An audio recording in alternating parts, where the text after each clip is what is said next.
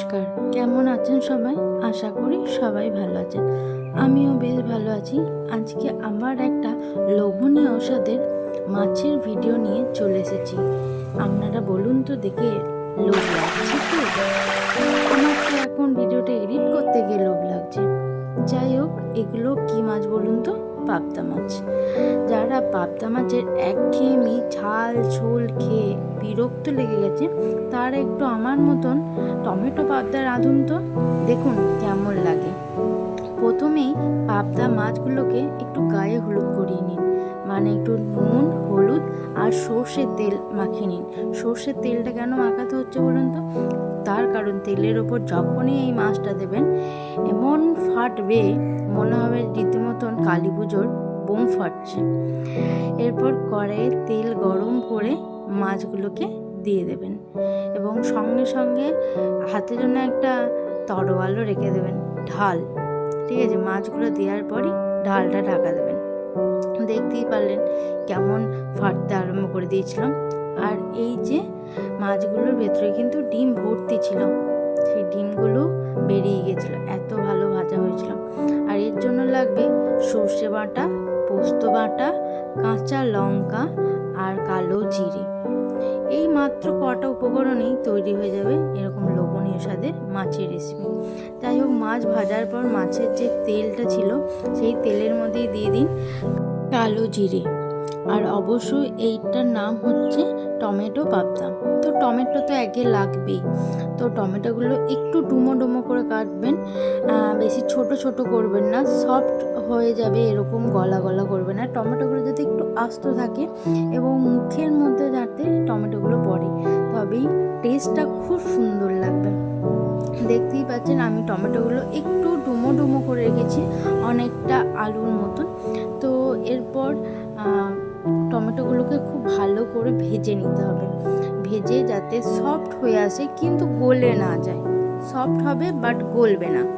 তো দেখতেই পাচ্ছেন টমেটোগুলো ভাজতে ভাজতে এর গায়ের রং অনেকটা চেঞ্জ হয়ে গেছে, অনেকটা চেঞ্জ হয়ে গেছে।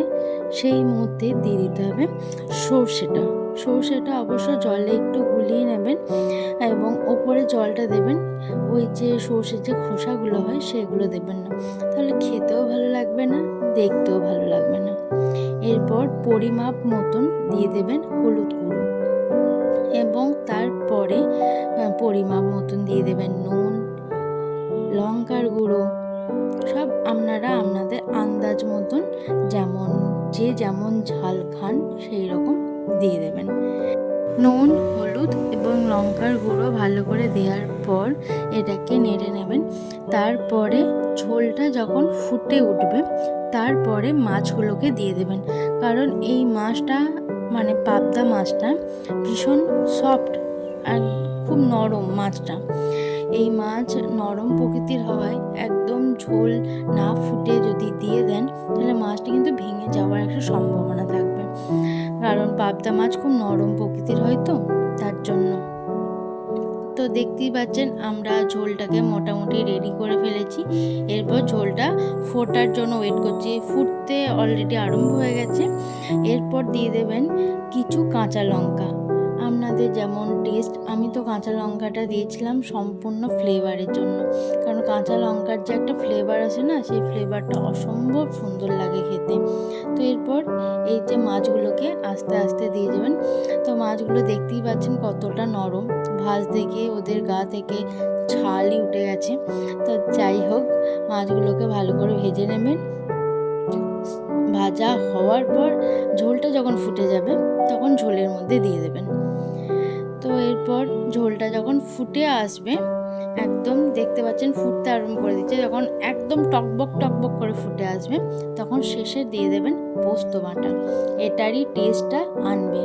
ঠিক আছে, সর্ষে বাটা দেবেন আর সবার শেষে দিয়ে দেবেন পোস্ত বাটা। আর এই পোস্ত বাটাটার ওপর একটু কাশ্মীরি লঙ্কা গুঁড়ো দেওয়া হয়েছিল, কারণ কাশ্মীরি লঙ্কা গুঁড়ো দেওয়ার ফলে এটার রঙটা হবে, মানে ঝোলটার রঙটা হবে একদম অসম্ভব সুন্দর লোভনীয়।